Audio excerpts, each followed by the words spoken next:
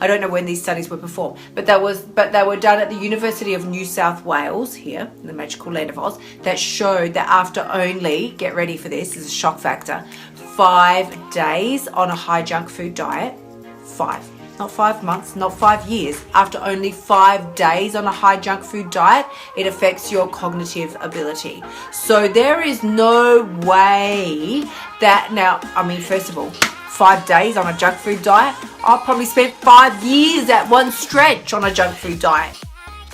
Now, here's something that's just really interesting that I had come across recently. There were studies done. I don't have the dates or anything like that, but I'm sure I can hunt it down for anyone that wants the actual, you know, I cannot think. You want the facts behind the facts. I don't know when these studies were performed, but they were done at the University of New South Wales here in the magical land of Oz, that showed that after only, get ready for this is a shock factor, 5 days on a high junk food diet, not 5 months, not 5 years, after only 5 days on a high junk food diet, it affects your cognitive ability. So there is no way that, now, I mean, first of all, 5 days on a junk food diet, I've probably spent 5 years at one stretch on a junk food diet, at least 5 weeks and 5 months on high junk food diets, right? It affects your cognitive abilities, which means, of course, you're not going to be thinking clearly, seeing things clearly, being able to make decisions clearly, feeling good about yourself. How are you going to feel good about yourself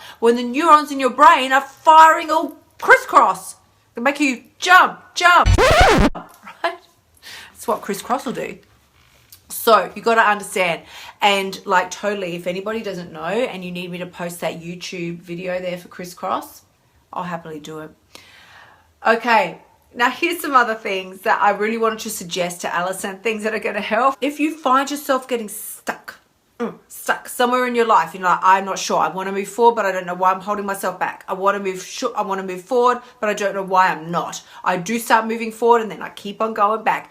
Ask yourself, and now this will take, to ask yourself these questions, I would suggest writing it down on paper. I know, right? Old school, but just do it. I'm giving you these 4 questions, and I'm pretty sure these are already in Sexy Motivation, but I'm bringing back to the 4. Bring it to the 4. What will happen if I do this? So anything that you're wanting to do in your life, but you're not sure about, you're not able to move forward. What will happen if I do this? What will happen if I don't do this? And then this is where it twists even my brain. What won't happen if I do this? And what won't happen if I don't do this? So you will start to get really clear. So let me run through them again for you. What will happen if I do this? What will happen if I don't do this? What won't happen if I do this? And what won't happen if I don't do this? What opportunities are you going to be missing out on? What's it going to cost you ultimately? Really, we've got to get real about it, because we sit back and we just think, oh, I'm just going to not do this thing until next week or next month. And then that time comes and we just think, oh, I'll start again tomorrow anyway. And we keep putting it off. We never stop to question, what is the real cost here? Another day, another year, more weight gained. Okay, fine. Well, I'll take it off when I do start the diet. When is that going to be? You know, well, diet, please. My God, old lingo coming out. You know, when is that going to be? But when are you going to make those changes that you want to make? When are you going to start or finish reading the books that you say you want to do, or do the course that you say you want to undertake, or a level of study, or clean up around the house the way you say, what is the cost of not doing this? What am I missing out on by not doing this? What will she, she's like, I don't know if you can hear her. But no, so here we go again. We get all caught up in our head with the emotion of the situation, right? So I gave this example in the last masterclass where I sort of said, I said, I still get the pull at night, pretty much every night. See how my face screws up? Whatevs. Pretty much every night, the voice will scoot into my head and just be like, you should totally just have a snack on your way to bed. Like, on your way to bed. It's like, I'm going to bed, I'm not hungry, right? But it will totally tell me, like, you should be, so I'm just trying to, I don't know what she's doing. She's scratching on things. we attach all this emotion to the situation, and we just think, I've just got to eat, I can't resist, you know, or I feel so bad, or I'm so tired, or I've just had the worst day, like, but we feel all this emotion and we just think it's too much, you know, I can't be, but even sometimes for me, the emotion is I cannot be stuffed, sort of fighting it kind of thing. That's how it feels. It's like, I can't be bothered just dealing with this now. I just want to eat, right? How would you be feeling? What action would you take if you were not attaching so much emotion to the situation? I'm tired. I just want to release. I just want to zone out. Like, okay, all right, 2-year-old Kylie, like me, Kylie. All right, 2-year-old Kylie, have you finished having your whinge now? Because, you know, I'm 45 years old. It does not serve me to act like a 2-year-old, just whinging and stamping my feet until I get my way. It's not a good look. Firstly, it's not a good look. And it's not going to get me the results that I want. It's not going to take me where I want to go in any capacity. So what decision would I make if I was able to just remove the situation, remove the emotion from the situation and look at it from the outside? Are you hungry? No. Well, end of discussion. Really, I'm not hungry. Well, I just want something. Okay, fine. What is it? Because it's not a matter of like shut down and just block off your emotions. Okay, fine. I know you want something, but what? What is it that you want and what is it that you need? Because if my body is not physically hungry, I don't need food, but I'm certainly needing something emotionally. So what is that? I just want some release. I just want some relief. I am tired. I've had a really, you know, a big day or a hard day or a crappy day or a great day and I want to celebrate or whatever, but I want that food.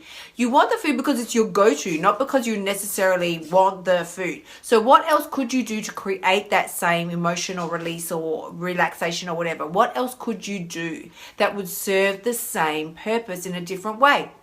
And this is about, you know, carving those new neuro pathways in your brain. They're not just going to magically freaking appear just because, you know, you want them to. We have to actually create them. And how do we create them? We create them by doing the action. So you didn't learn, I don't know, example time. You didn't learn, there's a deeply grooved neuro pathway in your brain for brushing your teeth, let's just say morning and night, right? Let's just say. Well, that didn't magically appear there. Those pathways got grooved in by you implementing the action, the habit, right? I know, sweetie, I know. That's how the neuro pathways get carved and created. So how are these new ones going to get created? By you taking the action. That is why every time we put something off for one more time, not only are we not creating the new neuro pathways, we are just, you might be getting out an ice cream scoop and digging out even deeper ones into the procrastination, resistance, and self-sabotage pathways that are already in there, right? That is like such a weird depiction, isn't it? Ice cream scoop in the brain. I'm not sure how we feel about that. But ask yourself, so I'm really giving you a ton of tools this masterclass. It's like a tool masterclass. I'm giving you the toolbox, right? Because you might like some of them, you might not like others. Some might feel good to you and you're excited to implement them, and others you're like, that sucks, I'm not doing that. And it's probably the one that you need to do, just the heads up, it's probably the one that you need to do. Okay, so ask yourself, all right, if I want to start implementing some new actions, some new habits into my life, what do I need to start doing? It's a given, right? We're not rocket science.